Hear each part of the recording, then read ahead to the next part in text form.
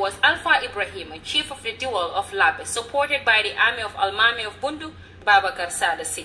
Janke Wali, overwhelmed by the sheer numbers of his enemy, holed up in the Tata of Kansala together with all the warriors of Kaabu, determined to resist to the last man.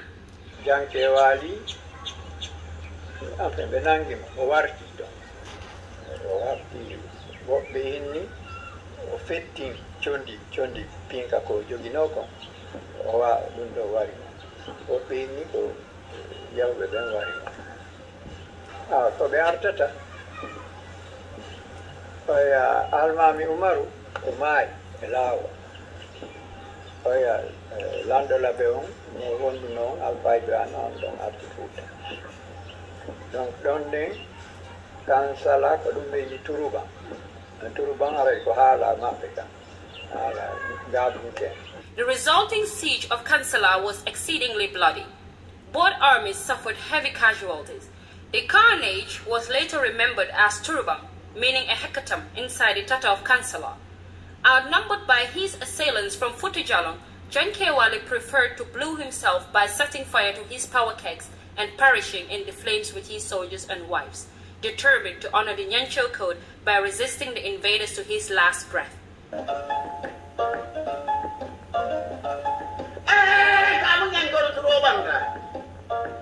Still ended in the mutual annihilation of the antagonist. Thus ended the Kaabu regime, one of the oldest in Senegambia. After the defeat of Kaabu, Alpha Ibrahim married the Nyancho princess Kumanchu Sane, the daughter of Janke Wali Sane. She later gave birth to the renowned Alpha Yahya, who, according to the narration from the elders, inherited his outstanding courage from his Kaabu ancestors. When Janke Wali was defeated, the Alpha Molabe, Alpha Ibrahim,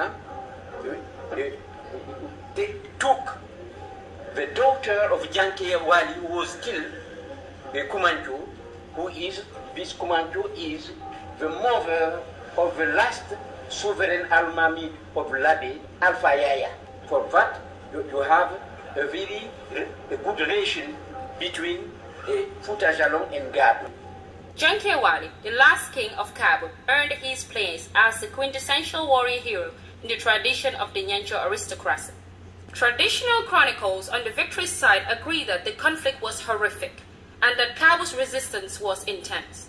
They recall that Kaabu, though going down in defeat, succeeded in destroying any future Futa Jollon might have hoped to have, because the flower of its youth died in the flames of Kansala along with their enemies. There was a Pyrrhic victory, if ever there was one. To the victor fell no spoils, for on the way back from Kansala, the Futa Jollon army, taking with it nearly 15,000 prisoners, were decimated by yellow fever. Almami Omar himself did not live to celebrate his victory. He died of a disease on his way home. And shortly thereafter, it was his country's turn to face an invading enemy, France.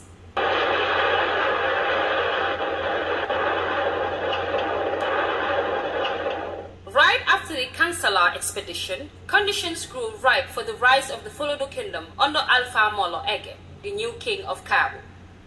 In the latter part of the 19th century, when the colonial regime spread their tentacles on the basis of the geographical realities in Africa with the hope that Africans would one day unite against them, they consequently partitioned Africa and dismembered some of its regions and made them tiny enclaves in which Africans could not come together to establish greater force against any foreign domination. During the colonization, the French gave Kaabu to Portugal. Before it, Kaabu belonged to the Diwan of Labe, and at the time also, Firdu was a vassal area of the Diwan of Labe.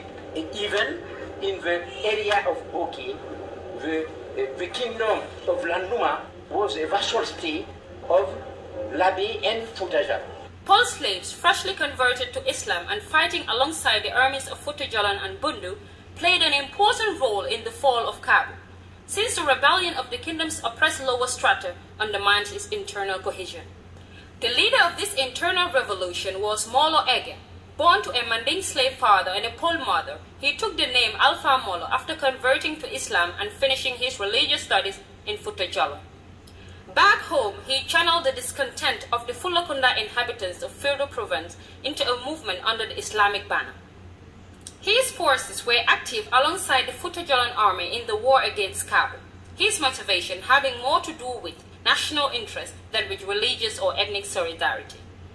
Starting in Firdu, he organized a rebellion of Pole slaves known as Fula Jongo in Tumana and Kantoro province.